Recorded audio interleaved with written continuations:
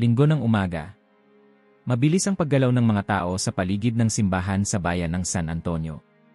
Ang mga bata ay kumakaway sa mga lola nilang nakatsinelas, ang mga tatay ay nakapwesto sa likod, at ang mga nanay ay inaayos ang kwelyo ng uniforme ng kanilang mga anak. Sa gitna ng karaniwang eksena, tahimik na nakaupo si Lucas, isang lalaking nasa kalagitnaan ng kanyang 40 taon, bihis maayos, hawak ang rosaryo, pero may bigat sa dibdib.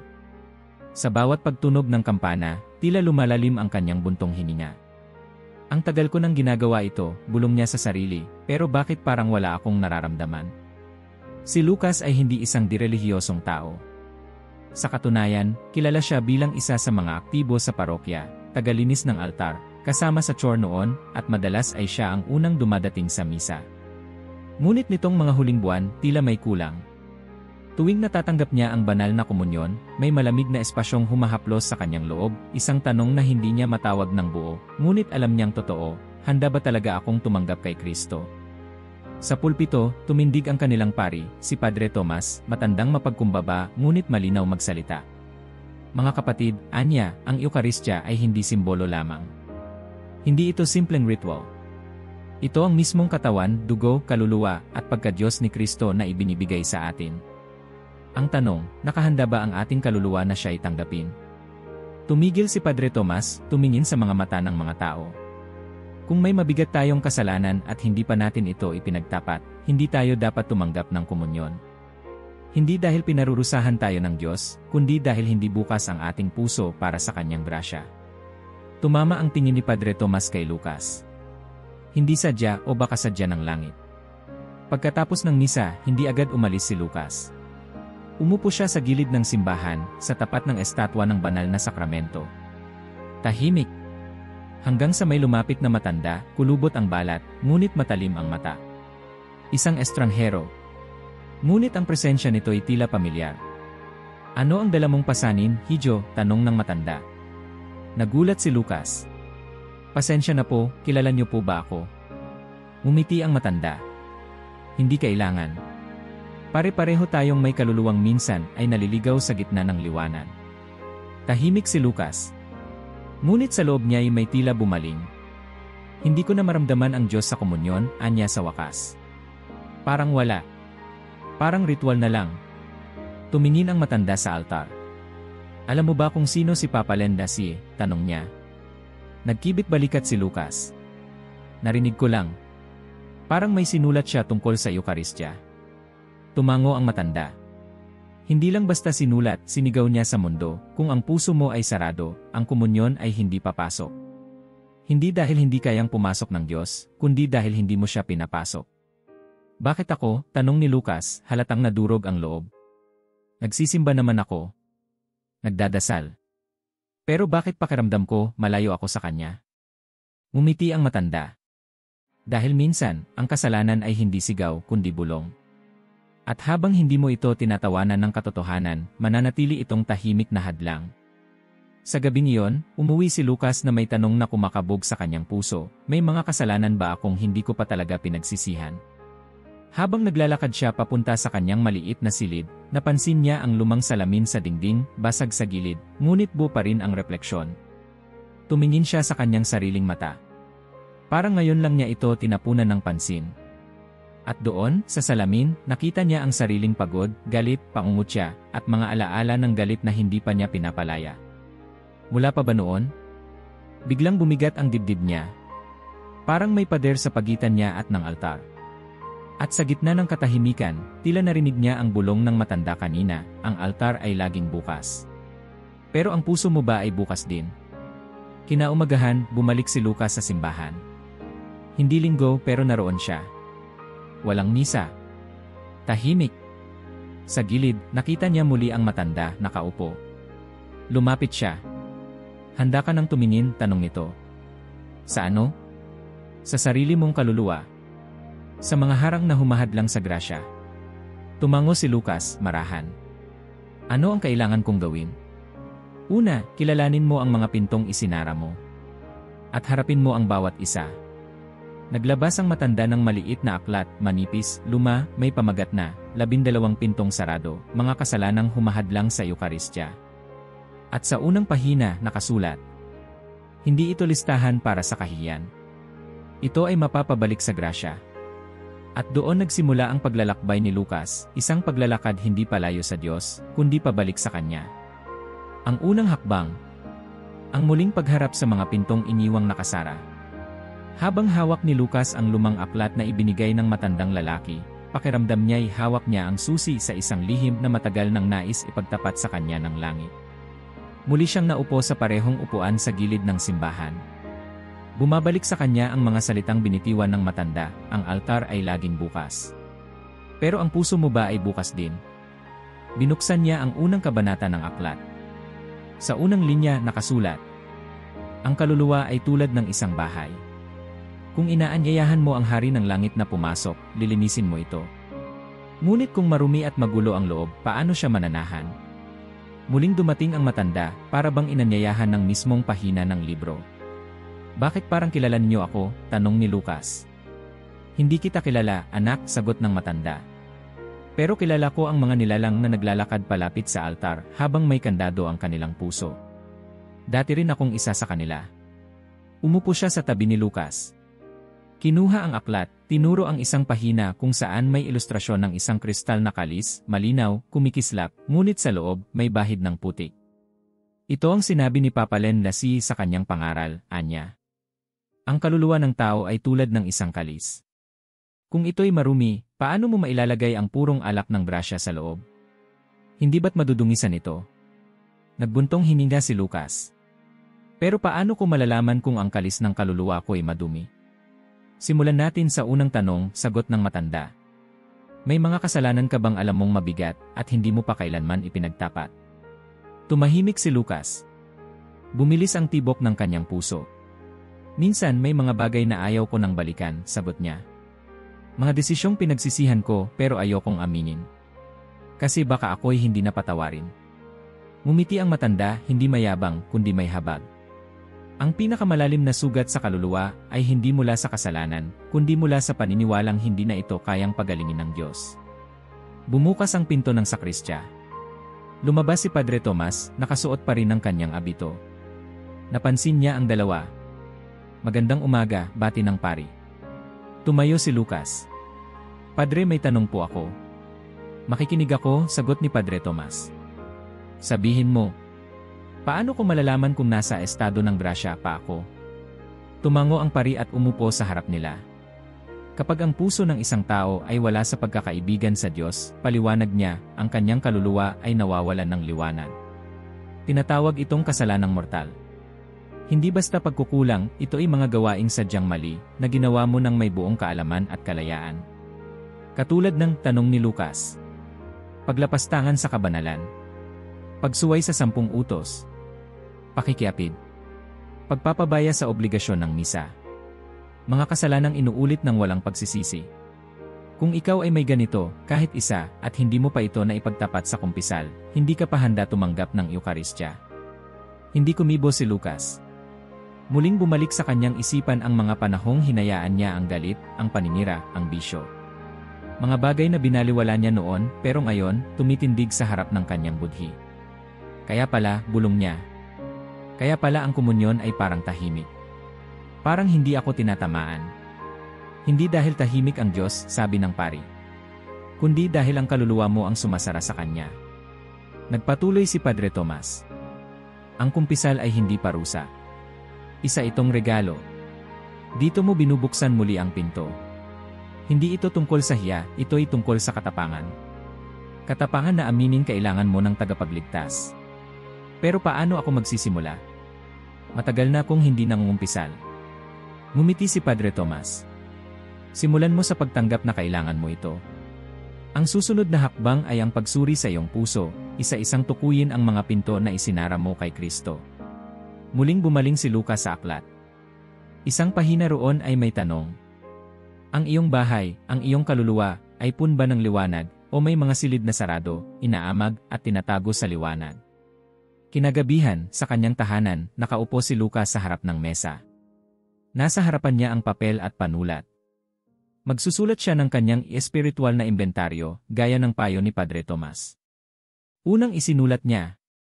Kailan ako huling nagsisi ng buong puso? Sumunod. May kasalanan ba akong inilihim sa Diyos o sa sarili ko? At habang nagsusulat siya, tila dahan-dahang bumubukas ang ilang pinto sa loob ng kanyang alaala. Ang taong sinaktan niya dahil sa paninira. Ang pangako sa Diyos na kanyang binali. Ang galit na ilang taong iningatan niya sa dibdib. Isa-isang pumapasok ang mga aninong inakala niyang nailibing na. Kinabukasan, muling bumalik si Lucas sa simbahan. Sa gilid, andoon muli ang matanda, nag-aabang. May sagot na ba ang puso mo? Tanong nito. Hindi pa lahat. Pero may pintong kumalabog sa gabi, sagot ni Lucas. At alam kong kailangang buksan. Tumango ang matanda. Handa ka na. Pero tandaan mo, bawat pinto na bubuksan mo, kailangang linisin. At doon papasok ang sakramento ng kumpisal. Iyon ang hakbang na hindi maaaring lampasan. Sa huling pahina ng kabanata sa aklat, nabasa ni Lucas ang mga salita ni Papa Len na mas pipiliin ng Diyos ang isang pusong basag, ngunit nagsisisi, kaysa sa isang pusong perpekto, ngunit sarado. Ang grasya ay hindi pumapasok sa palasyo ng kayabangan, kundi sa kubol ng pagpapakumbaba. At sa sandaling iyon, naramdaman ni Lucas na hindi siya nag-iisa. Na may daan pabalik. Na ang kanyang kalis, bagamat may putik, ay maaaring muling luminis. Sa sumunod na umaga, tila may kakaibang sigla ang mga yapak ni Lucas habang papalapit sa simbahan. Bitbit pa rin niya ang lumang aklat, pero ngayon, para bang ito'y naging isang kumpas sa gitna ng dilim na unti-unti niyang natututunang tawirin. Pag-upo niya sa parehong upuan sa gilid ng simbahan, naroon muli ang matanda. Tahimik. Nakapikit. Hawak ang krusipihong parang hiningahan ng daan-daang dasal. Handa ka na bang harapin ang una mong pin? Tanong ng matanda, hindi man nagbubukas ng mata. Kung sasabihin niyo kung alin ang dapat kong simulan, sagot ni Lucas, gagawin ko. Tumango ang matanda. Binuksan niya ang aklat sa pangatlong pahina. 3 pint. 3 sugat na kadalasang hindi binibigyang halaga. Ngunit ang bawat isa'y sapat upang isara ang puso sa grasya ng Eukaristya. Lucas ay tumango. Bumigat ang hangin sa paligid nila. Parang kahit ang mga ibon sa paligid ng simbahan ay tahimik na rin. Ang una, sabi ng matanda, ay ang pagliban sa misa ng linggo nang walang mabigat na dahilan. Pumikit si Lucas. Hindi na niya kailangang magsalita, alam niya. Mula sa mga buwan na mas pinili niyang matulog ng mahaba, sa mga linggong mas mahalaga ang almusal sa labas kaysa ang salita ng Diyos, hanggang sa mga panahong sinabi niya sa sarili, magdarasal na lang ako sa bahay. Ang misa, patuloy ng matanda, ay hindi isang opsyon. Ito ay tipanan. Sa bawat misa, muling iniaalay ni Kristo ang kanyang sarili. At sa tuwing pinipili mong hindi dumalo, para mong sinasabing, hindi ko kailangan ang iyong sakripisyo ngayon, Panginoon. Napakagatlabi si Lucas. Parang may tinik na sumabit sa kanyang lalamunan. Tumango siya. Guilty po ako dyan. Noong una, palusot lang. Hanggang naging ugali. Ngunit kahit ugali ang isang kasalanan, sagot ng matanda, kung pinili mong hayaang mag-ugat, ay may bigat sa kaluluwa. Hindi ito tungkol sa pagiging perpekto. Ito'y tungkol sa katapatan. Tahimik si Lucas. Tila may bahaging nabuksan sa loob niya. Isang pintong dati pininturahan ng mga palusot, ngayon ay hubad na sa harap ng katotohanan. Ang ikalawang harang, patuloy ng matanda, ay ang mga kasalanan laban sa kalinisan. Tumigil siya. Tumingin kay Lucas. Hindi mapakali ang lalaki. Hindi madali itong pag-usapan, dagdag ng matanda. Ngunit kailangang harapin. Sa mundo ngayon, parang ang kalinisang asal ay katawa-tawa na. Ngunit sa mata ng Diyos, ito'y sagrado. Alam ni Lucas kung anong kasalanan ang tinutukoy, mga tanawin sa kanyang isipan, mga panahong pinili niya ang kasiyahan, kaysa karangalan, mga sandaling sinabing, normal lang naman to. Kahit alam ng budhi niyang hindi ito ang disenyo ng Diyos para sa katawan at kaluluwa. Ang katawan natin ay templo ng Espiritu Santo, banggit ng matanda. At sa bawat pagkakataong ginagamit natin ito para sa pagnanasa, hindi sa pagmamahal, nilalapastangan natin ang altar kung saan dapat nakatayo ang Diyos. Nag-init ang pisngi ni Lucas. Para siyang binuhusan ng malamig na tubig. Muli siyang napayuko. Hindi ko ito sinasadyang ulitin. Pero bumabalik. At palagi kong iniisip, masama ba talaga kung wala naman akong sinasaktan? May nasasaktan, sagot ng matanda. Ang sarili mong kaluluwa. at ang ugnayan mo sa Diyos. Sa pahina ng aklat na binuksan ng matanda, may nakasulat. Ang kaluluwang na dumisa ng pita ay parang salamin na may hamog, may liwanag, ngunit malabo. Hindi mo makita ang mukha ng Diyos dahil pinili mong ituon ang mata sa sarili mong pagnanasa. Sa puntong iyon, nakaramdam si Lucas ng paghigpit ng dibdib. Hindi dahil sa takot, kundi dahil sa pagkilala. Parang sa unang pagkakataon, nakikita niya ng buo ang epekto ng mga pinili niyang inaakalang liit na bagay. May pag-asa pa ba talaga? Tanong niya, halos pabulong. Tumango ang matanda. Hanggat humihina ka, may pag-asa. Hindi ka nilikha ng Diyos para sa pagkatalo, kundi para sa pagsuko sa Kanya. At dumating ang ikatlong harang. Ang pahina ng aklat ay bumukas sa seksyong may pamagat, ang pagpipigil sa buhay. Hindi na kailangang ipaliwanag ng matanda na intindihan na ni Lucas. Mga artipisyal na kontraseptibo, ani ng matanda, dahan-dahang. Mga bagay na ginagamit upang pigilan ang biyaya ng buhay, na ang layunin ay sariling kaginhawahan, hindi kabanalan. Pero hindi ba't responsibilidad din namin iyon bilang mag-asawa? Tanong ni Lucas, pilit ipinagtatanggol ang sarili.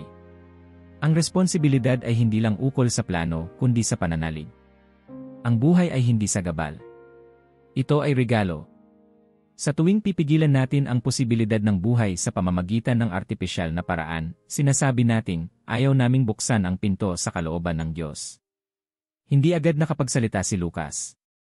Parang unti-unting lumalantad sa kanya ang isang kasalanang hindi niya inakalang kasalanan.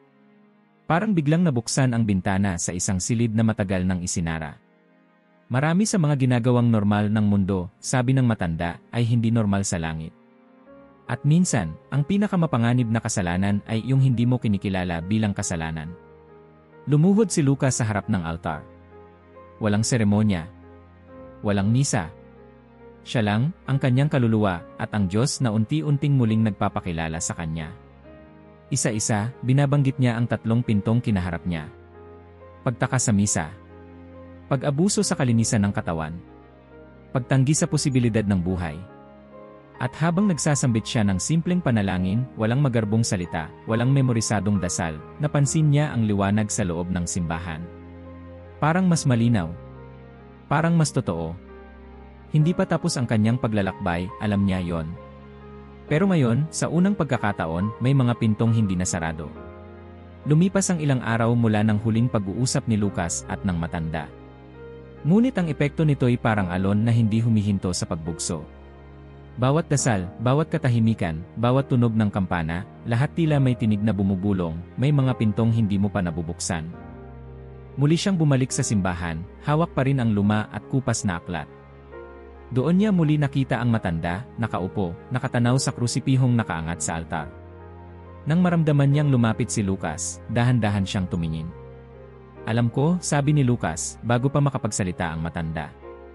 Hindi pa tayo tapos. Tumango ang matanda. Ang mga sugat na susunod mong haharapin mas malalim. Sapagkat ito'y mga sugat na tahimik na dumudugo, mga kasalanang kinikimkim ng puso, itinatago ng alaala, at minsan, itinatanggi ng budhi. Binuksan niya ang aklat sa panibagong pahina. Ang ikaapat na harang, ang pagpatay ng buhay na hindi pa isinisilang. Napatingin si Lucas sa kawalan. Hindi dahil siya mismo ay gumawa nito, ngunit may naalala siyang eksena. Isang kaibigan sa kolehiyo, si Andrea, na lumapit sa kanya, umiiyak, takot, at sinabing buntis siya sa lalaking hindi niya mahal. Siya ang nagsabing, kung ayaw mong ituloy, tutulungan kitang maghanap ng solusyon. At noong tinanong siya kung tama ba ang gagawin nito, hindi siya tumutol. Tahimik siyang sumang-ayon. Hindi siya ang gumawa. Pero siya ang nagpatahimik. Hindi kailangang ikaw ang gumawa ng kasalanan para madungisan ng dugo nito, ani ng matanda, para bang nabasa ang iniisip ni Lucas. Ang pagsuporta, pananahimik, pagbulag, lahat ito'y pakikiisa sa pagtalikod sa buhay. Napayuko si Lucas. Hindi ko na siya nakita ulit. Hanggang ngayon, hindi ko alam kung anong nangyari. Ngunit alam mo kung ano ang hindi mo ginawa. Tahimik. Pareho silang nakiramdam sa bigat ng alaala. Ngunit tandaan, dagdag ng matanda, walang sugat na hindi kayang hilumin ng awa ng Diyos. Ngunit kailangang aminin muna ito at ipagkatiwala sa Kanya. Muling binuklat ang aklat. Isa pang pahina. May pamagat, kapag hindi ka marunong magpatawad. Tumama ito kay Lucas. Sa puso. Sa bituka. Parang biglang sumikip ang paligid. Naaalala mo pa ba ang taong hindi mo kayang banggitin sa dasal? Tanong ng matanda. Parang may bumara sa lalamunan ni Lucas. Napapikit siya. Dahan-dahang lumitaw sa alaala ang mukha ng kanyang kapatid, si Paulo. Sila'y dating magkaibigan, halos kambal ang turingan. Ngunit nang pumanaw ang kanilang ama at nagkaroon ng pagtatalo sa mana, tuluyang nasira ang ugnayan nila. Ilang taon na ang lumipas, ni minsan ay hindi sila nag-usap. Ako ang dapat humingi ng tawad, bulong ni Lucas. Pero hindi ko magawa. Hindi ko rin siya mapatawad sa mga sinabi niya noon. Ang galit na tinatago, sagot ng matanda, ay parang sugat na pinipilit mong huwag galawin, ngunit araw-araw mong dinadamdam. Binuksan niya ang aklat at binasa ang isinulat ni Papa Len na si hindi mo kayang tanggapin ang banal na komunyon ng may pusong naghahati. Kung ang puso mo ay may dibisyon sa kapwa, paano mo mararamdaman ang buo at ganap na presensya ni Kristo? Tumulo ang luha ni Lucas. Hindi dahil napahiya siya, kundi dahil alam niyang totoo. Sa sumunod na pahina, lumitaw ang ika-6 na harang. Ang pagsisinungaling, paninirang puri, at pagpapakalat ng maling balita. Nagmulat ng mga mata si Lucas at napailing. Isa pa. Isa na namang kasalanan na dati iniisip niyang maliit lang, normal, karaniwan. Minsan, simpleng kwentuhan lang, paliwanag niya. Pero minsan din, sinasadya kong dagdagan o palitan ang detalye. Hindi para manira, kundi para lang maging mas totoo yung nararamdaman ko. Pero ang hindi totoo ay hindi kailanman magiging wasto, tugon ng matanda. At bawat salitang nilikha upang saktan o sirain ang dangal ng iba, ay parang latigong tumatama sa likod ng katotohanan mismo. Bumalik sa kanyang alaala ang isang dating kasamahan sa trabaho. Dahil sa inggit, ipinakalat ni Lucas ang chismis na ito raw ay tumatanggap ng pera kapalit ng promosyon. Hindi niya alam kung totoo. Ngunit sinabi niya. At dahil doon, nawala ng trabaho ang kasamahan. Hindi ko na siya nakita ulit. Hindi ko na rin alam kung totoo ba talaga ang sinabi ko, anya. Pero alam mong mali na ito ay binanggit mo ng walang katiyakan, sagot ng matanda. At ang kasinungalingan, kapag binitiwan mo na, hindi mo na maibabalik. Ngunit maaari mo pa ring pagsisihan. Sa dulo ng pahina, may maikling pananalita si Papa Len na si ang dila ay maliit, ngunit maaari nitong wasakin ang dangal ng isang tao, at ang kapayapaan ng sarili mong kaluluwa. At sa wakas, binuksan ng matanda ang huling pahina para sa araw na yon. Ang ika-7 harang, ang iskandalo. Napakunot no si Lucas. Skandalo? Parang artista. Umiti ang matanda. Hindi. Skandalo bilang espiritual na paglihis. Ang pagbibigay ng maling halimbawa na nagtutulak sa iba palayo sa pananampalataya. Tumigil si Lucas. Naalala niya ang sarili noong siya ay leader ng isang youth group. Malapit sa simbahan, aktibo sa mga aktibidad. Ngunit sa likod nito, may mga pagkakataong tinatawanan niya ang aral ng simbahan sa harap ng mga kabataan. Pinapahintulutan ang white lies. Tinuturuan ng ilan kung paano magkunwari para makalusot sa pari. Akala ko noon, cool lang. Parang hindi ko sinisira ang pananampalataya ng iba, pero baka nga, ako pa ang nagtulak sa kanila palayo. Bawat kilos mo, sabi ng matanda, ay binabasa ng mundo bilang salin ng pananampalatayang iyong pinaniniwalaan. At kapag ikaw mismo ang nagturo sa iba kung paano baliwalain ang kabanalan, isa kang gabing walang tala sa gitna ng landas. Tahimik na naman si Lucas. Ngayon, hindi na siya natatakot sa katahimikan. Tanggap na niya na sa katahimikan, doon pinakamasakit ang salitang totoo. Isa-isa, naramdaman niyang bumubukas ang mga pintong matagal na niyang isinara. Ang pananahimik sa harap ng kasalanang mortal. Ang matagal ng galit sa kanyang kapatid. Ang pagsisinungaling at pananira. At ang pagiging maling huwaran sa mga taong dating naniniwala sa kanya. Tumindig siya. Tumungo sa altar. Walang seremonya. Walang sigaw. Isa lang siyang kaluluwang handang tanggapin, may sugat siyang kailangang gamutin. At sa liwanag ng mga kandila sa gilid ng altar, para bang narinig niya ang bulong ni Papa Len na si ang sugat na inaamin ay sugat na gumagaling. Ang sugat na itinatago ay sugat na nananatiling bukas. Ilang linggo na ang lumipas simula nang simulan ni Lucas ang kanyang espiritual na paglalakbay. Ang dating tahimik na misa, ngayon ay punang tanong, lalim at hangarin. Ngunit habang mas lumalalim siya sa panalangin, mas nararamdaman niya na may mga bagay pa ring humihila sa kanya pabalik, mga aninong hindi niya agad mapangalanan, mga ugaling hindi niya inakalay makasalanan. Isang maagang umaga, habang nakaupo siya sa gilid ng simbahan at hawak muli ang kanyang aklat, dumating ang matanda. Ngayon, ang kanyang mga mata ay tila mas seryoso, mas mabigat. Ang susunod mong haharapin, anya, ay hindi madugo. Hindi rin sigaw.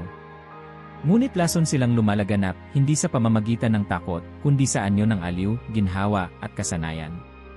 Binuksan niya ang aklat sa bagong pahina. Ang ikawalong harang, ang pamahiin at mga gawain esoteriko. Napakunot si Lucas. Parang mga horoscope. Tumango ang matanda. Horoscope, Feng Shui, Agimat, Tarot, Cleansing, dasal sa buwan. Minsan, ginagawa natin yan sa biro o sa wala namang mawawala. Pero ang bawat hakbang na lumilihis sa tiwala sa Diyos ay isang hakbang palayo sa Kanya. Natahimik si Lucas. Naalala niya ang ilang pagkakataong bumisita siya sa manghuhula noong kabataan. Pabiro raw. Trip lang. Isang beses, bago magdesisyon sa negosyo, nagbasa siya ng horoscope sa dyaryo at pinaniwalaan niya. Wala pa namang masamang nangyari noon, bulong niya. Hindi lahat ng walang epekto ay walang pinsala, tugon ng matanda. Minsan, ang pinakamapanganib ay yung hindi mo nararamdamang sumisira sa iyo. Bumalik si Lucas sa pahina. Nakasulat doon ang babala ni Papa Len na ang pagsang-ayon sa mga puwersang hindi nagmumula sa Diyos ay tila pagtanggap ng banyagang hari sa loob ng iyong tahanan. Baka pagdating ng hari ng langit, wala nang puwang para sa kanya. Napakagatlabi si Lucas. Hindi ko to kinukonsiderang kasalanan noon. Maraming hindi. Pero ang Diyos-Diyosan, kahit anyong makabago, ay nananatiling Diyos-Diyosan. Isinara ng matanda ang pahina at dumiretso sa susunod. Ikasyam, ang walang galang na paggamit sa pangalan ng Diyos. Napahigpit ang hawak ni Lucas sa aklat. Parang biglang may lumabas na salamin sa harap niya. Sa bawat Diyos ko, Jesus, na ginagamit niya bilang biro o reaksyon sa gulat, nakita niya ang sarili niyang bumabaliwala sa kabanalan ng pangalan. Hindi ko sinasadya, sabi niya. Reflex lang. Parang ugali na. Ang pangalan ng Diyos, wika ng matanda, ay hindi interjection. Hindi ito tulad ng hala o grabe. Ito'y sagrado. At bawat pagbitiw mo nito ng walang galang, ay parang pagtapak sa altar gamit ang maruming paa. Naalala ni Lucas ang isang kaibigan sa trabaho. Kapag naiinis o nagugulat, palaging sumisigaw ng Isus Mariosep. At minsan siya mismo ang natatawa. Ngayon, hindi na niya magawang matawa. Pati yung mga birong tungkol sa Diyos, tanong niya. Lalo na, sagot ng matanda. Ang kabanalan ay hindi biro. Kung tatawanan mo ang sagrado, paano mo ito itataas sa puso mo? Muling bumukas ang pahina. Ang huling harang para sa araw na yon. Ika-10, mga bisyo at pagkaalipin. Tumigil si Lucas. Ibang klaseng bigat ang bumalot sa kanya. Hindi ito tulad ng bigat ng galit o takot. Ito'y isang uri ng pagkabigo sa sarili. Alam ko na ito, anya. Alak. Paano mo ginagamit ang alak? Tanong ng matanda. Kapag pagod. Kapag galit. Kapag walang direksyon. Minsan, para makatulog. Minsan, para makalimot. Tumango ang matanda. At ilang beses na bang hindi ka nakapagsimba dahil sa sakit ng ulo kinabukasan? Ilang beses ka bang naging malupit sa pamilya mo pagkatapos ng ilang baso? Hindi na nakasagot si Lucas. Alam niya ang sagot. Ang bisyo ay kaibigan na dahan-dahang nagnanakaw ng iyong kalayaan. Unay aliw. Paglaon, kadena. Pumasok sa isip niya ang huling pagtatalo nila ng kanyang anak. Dahil lang sa simpleng pagkabagsak sa eskwela, napasigaw siya, nasampal ito, at pagkatapos, nagkulong sa silid habang humihigop ng alak. Hindi siya humingi ng tawad. Hindi rin nakausap ang anak kinabukasan. Hanggang sa naulit na naman. Ang aklat ay tila lumulutang sa kanyang harapan habang binabasa niya ang salita ni Papa Len na ang Eukaristya ay hindi maaaring manahan sa kaluluwang alipin ng sarili. Ang taong nakatali sa bisyo ay kailangang humingi ng kalayaan bago niya tunay na matanggap ang Diyos na nagbibigay ng buhay. Tahimik silang dalawa. Walang sermon. Walang drama. Ngunit ang katahimikan ay parang martilyong dahan-dahang pumupukpok sa pader sa loob ni Lucas. Pwede ba talagang magsimula muli? Tanong niya. Pwedeng-pwede, sagot ng matanda. Ngunit kailangan mong aminin na kailangan mo ng tulong mula sa Diyos at mula sa mga taong binigyan niya ng karunungang tumulong. Pati doktor. Kung kinakailangan. Ang biyaya ng Diyos ay pwedeng dumaan sa mga kamay ng tao. Hindi kahinaan ang humingi ng tulong. Kahinaan ang magkunwaring malakas habang patuloy kang humihina. Tumindig si Lucas. Alam niyang ang susunod na hakbang ay hindi lang panalangin. Kailangan niyang gumawa ng konkretong pagbabago. At sa wakas, nauunawaan niya, hindi lahat ng kaaway ay hayagang umaatake. Ang iba, dumarating sa anyo ng aliw, biro, o bisyo. Ngunit isa-isa na niyang natutukoy ang mga ito. Isa-isa na rin niyang pinipili ang Diyos. Hindi inaasahan ni Lucas na ang susunod na pint ay makikita niya sa mismong pintuan ng sariling bahay. Pagka-uwi mula sa simbahan, nadatnan niya ang kanyang asawa sa kusina, tahimik na naghuhugas ng pinggan. Ang kanyang anak naman ay nasa mesa, nakayuko sa tablet, naka-earphones, walang kibuan. Walang galit, walang sigawan, pero ang lamig sa pagitan nila ay parang yelong hindi matunaw kahit pa sumikat ang araw. Magandang gabi, bungad ni Lucas, pilit pinapagaan ang tinig. Gabi, sagot ng asawa, hindi lumilingon. Tumingin siya sa anak, pilit siyang umiti. Kumusta ang eskwela? Walang sagot. Napaupo siya. Ilang minuto ng katahimikan ang lumipas bago niya napagtanto, ito na yung impyerno. Hindi yung may apoy at sigaw. Ito yung malamig, tahimik at walang koneksyon. Kinabukasan, sa gilid ng simbahan, muli siyang nakaupo. Walang aklat sa kamay, dala lang ang bigat ng katahimikan sa kanilang bahay. May bago kang pint, bungad ng matanda, na tila hinulaan na ang laman ng loob niya. At ito ang pinakamalapit pero madalas hindi nakikita. Binuksan ng matanda ang aklat at sa bagong pahina, nabasa ni Lucas ang pamagat. Ang kawalang katarungan sa loob ng pamilya. Mabilis siyang napaalalahanan ng sinabi ng pari sa kanilang kasal, ang inyong tahanan ay magiging maliit na simbahan. Ngunit sa mga nagdaang taon, naging parang kulungan ito para sa kanya at para sa mga kasama niya. Hindi ako nanakit, depensa ni Lucas. Hindi ako nanigaw. Hindi ako nanloko. Nagsusumikap ako para sa kanila. Ngunit sapat ba ang hindi mo ginawa kung napabayaan mong gawin ang dapat, sagot ng matanda. Isang sagot na humampas sa kanya ng mas malakas kaysa sermon. Nagsimulang pumasok sa alaala ni Lucas ang mga sandaling pinili niyang magtrabaho ng late kaysa makipag-usap sa anak. Ang mga tanong ng asawa niyang di niya sinasagot dahil pagod siya. Ang mga salitang hindi niya binigkas, salamat, kamusta ka, o simpleng mahal kita. Ang pag-abandona ay hindi laging pag-alis, sabi ng matanda. Minsan, ito'y pananatili ng katawan pero pagkawala ng puso. Sa pahina ng aklat, binasa niya ang pahayag ni Papa Len na si ang tahanang walang pagmamahal ay simbahan na walang altar. Ang ama o inang hindi naroroon sa diwa ay parang pastol na natutulog habang sinasakmal ng lobo ang kawan. Napahawak sa sentido si Lucas.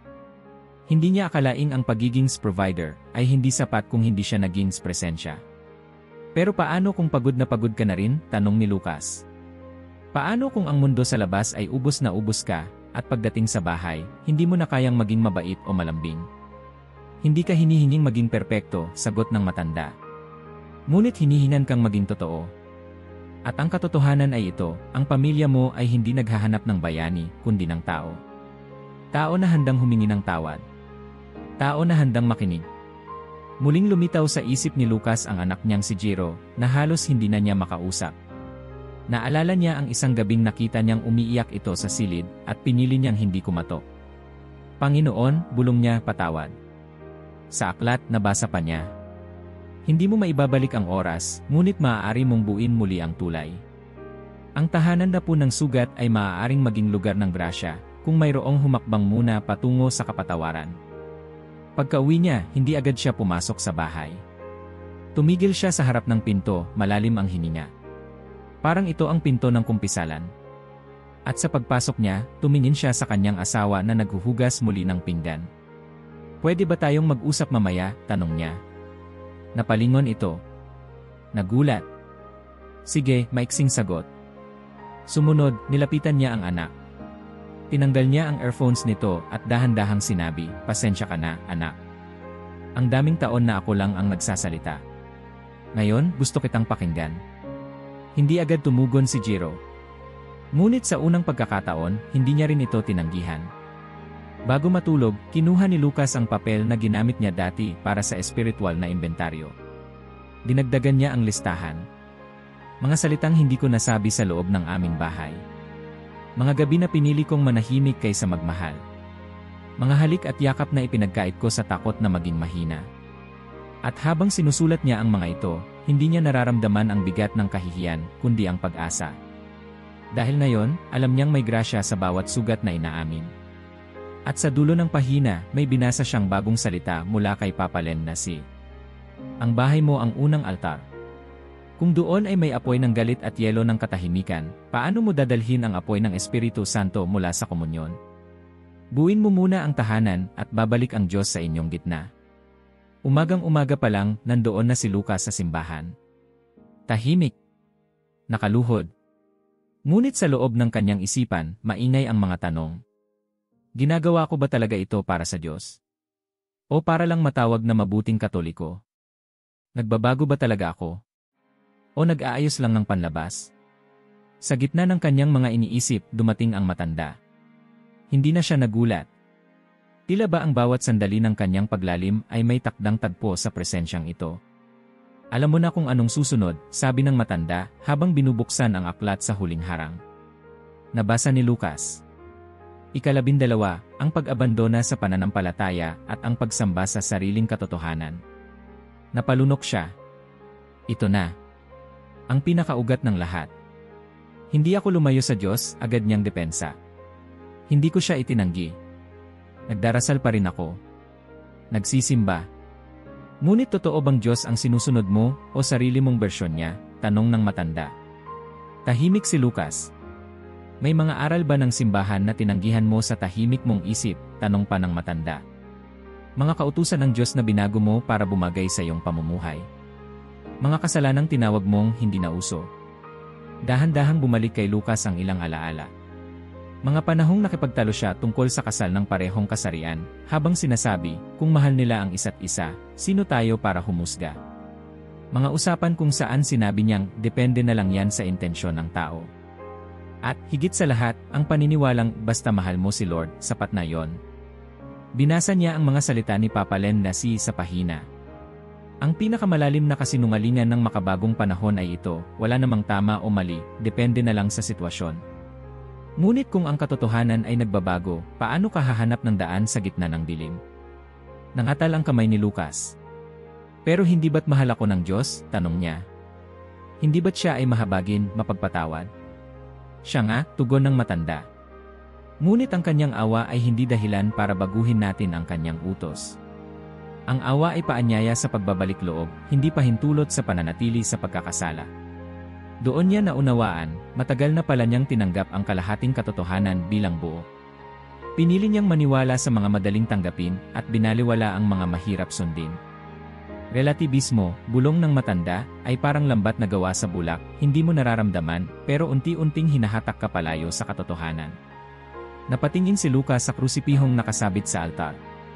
Ibig bang sabihin, mas masama pa to kaysa sa ibang kasalanan?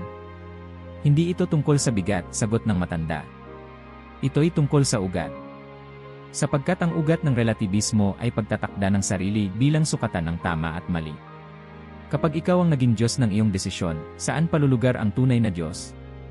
Muling lumapit si Lucas sa altar. Tahimik siyang lumuhod. Hindi na siya nagdasal ng memorisadong panalangin. Sa halip, bumulong siya ng totoo. Panginoon, patawad. Hindi ko po sinasadyang palitan kayo. Pero maraming beses, mas pinili kong sundin ang sarili kong bersyon ng inyong utos. Ibalik niyo po ako sa katotohanan. Kahit masakit. Kahit mahirap. Basta kasama kayo.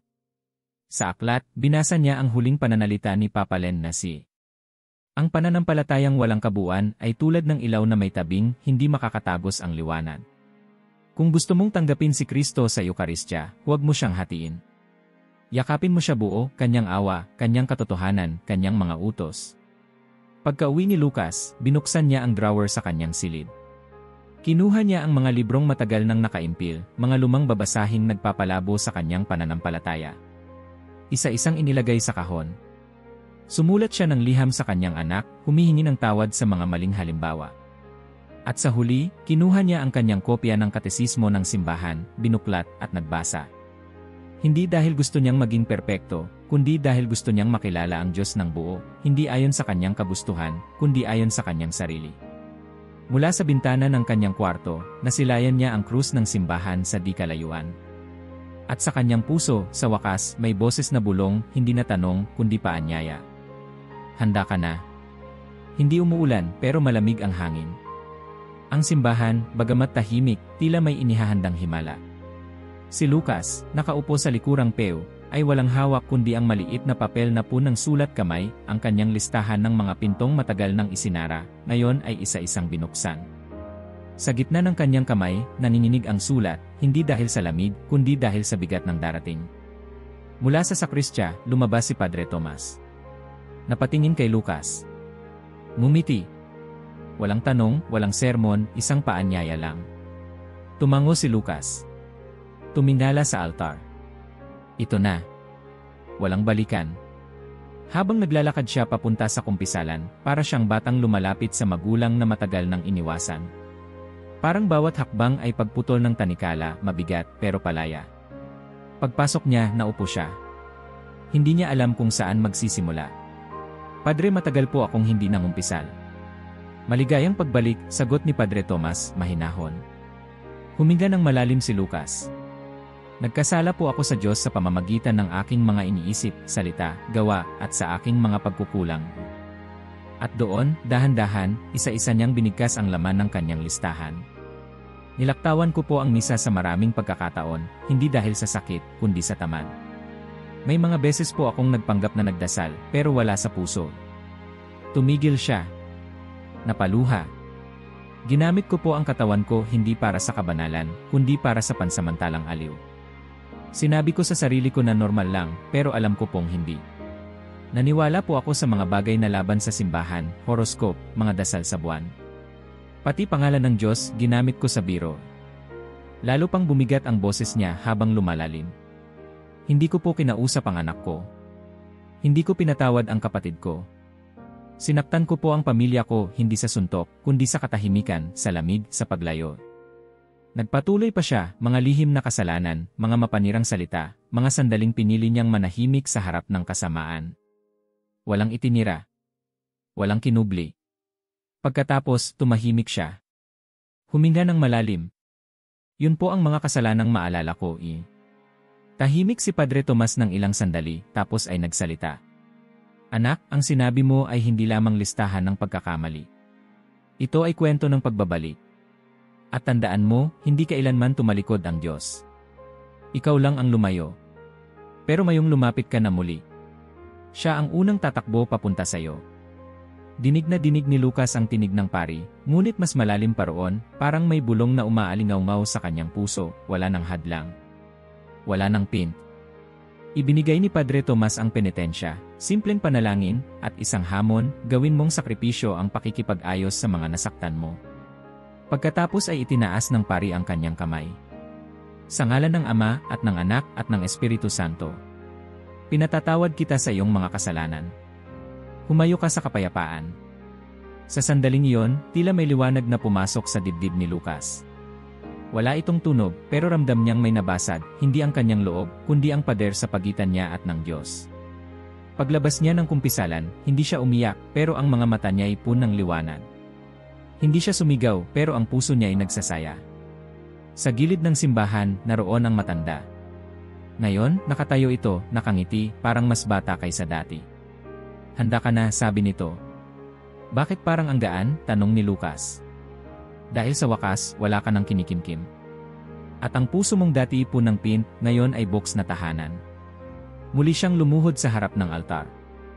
Sa unang pagkakataon sa matagal na panahon, tinanong niya ang sarili, narito ba talaga ang Diyos?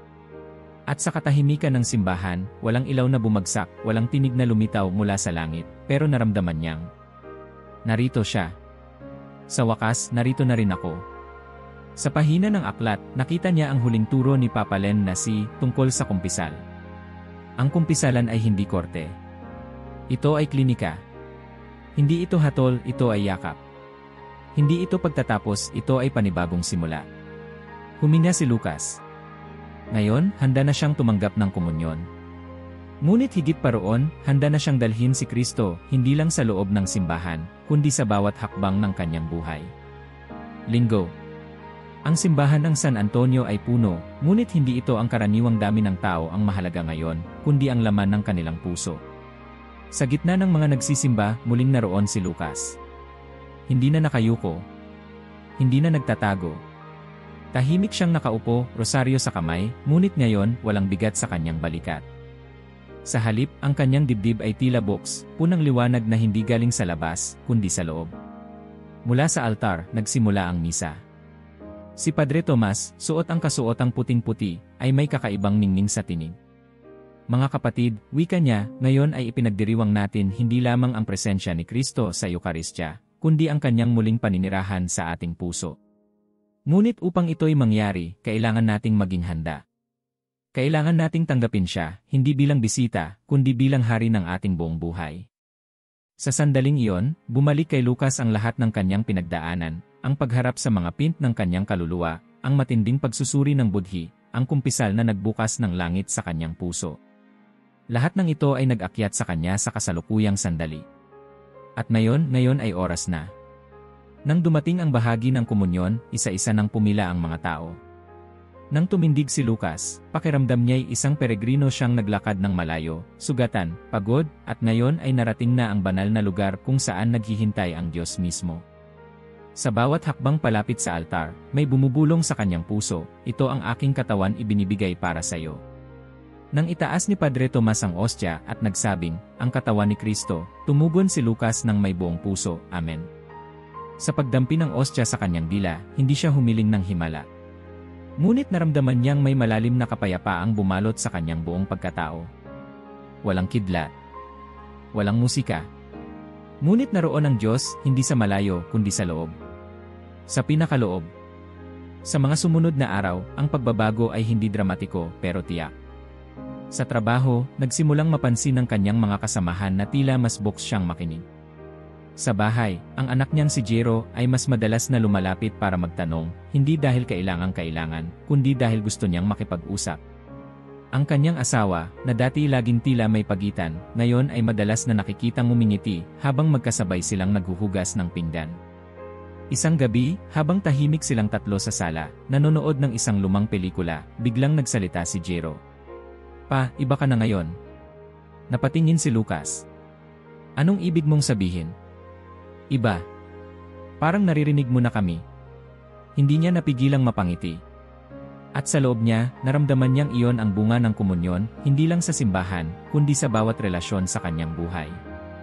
Sa isa sa mga pahuling pahina ng aklat, nabasa ni Lucas ang mensahe ni Papa Len na ang tunay na komunyon ay hindi nagtatapos sa altar. Ito ay dapat makita sa iyong tahanan, sa iyong trabaho, sa iyong salita, sa iyong pagtulog at paggising. Ang tumanggap kay Kristo ay hindi lang sumisimba, siya ay nagiging simbahan. At sa bawat araw na lumilipas, ginawa ni Lucas ang makakaya upang mamuhay sa grasya, regular na kumpisal, panalangin sa umaga, pagninilay tuwing gabi. Hindi upang maperpekto ang sarili, kundi upang manatiling boks ang kanyang pin. Minsan, habang nasa isang tahimik na sulok ng simbahan, binisita siyang muli ng matanda.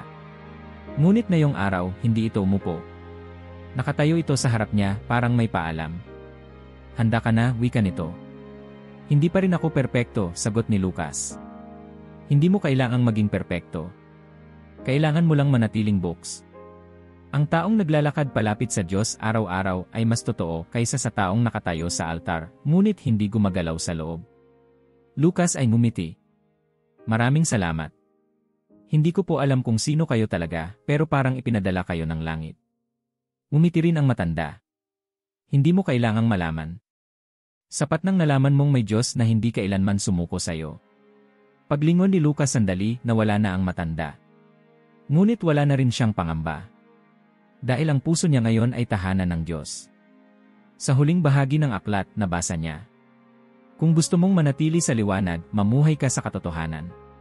Kung gusto mong maging handa sa Eukaristya, mamuhay ka sa grasya. Ang pagsisisi ay hindi isang beses, ito ay araw-araw na pagpili ng Diyos kaysa sa sarili. Isinara niya ang aklat. Hindi na niya kailangang dalhin ito araw-araw. Dahil ngayon, ang mga pahina nito ay nasa kanyang isip at higit sa lahat, sa kanyang puso. Habang lumalakad siya palabas ng simbahan, sinalubong siya ng liwanag ng araw. Mainit. Maliwanag. Tiyak. At sa bawat hakbang niya pabalik sa kanyang ordinaryong mundo, baon niya ang isang di-ordinaryong katotohanan na ang komunyon ay hindi lang tinanggap, ito ay isinabuhay. Kung nagustuhan niyo ang kwento, huwag kalimutang i-like ang video at mag-subscribe sa aming channel para sa mas marami pang makabuluhang nilalaman.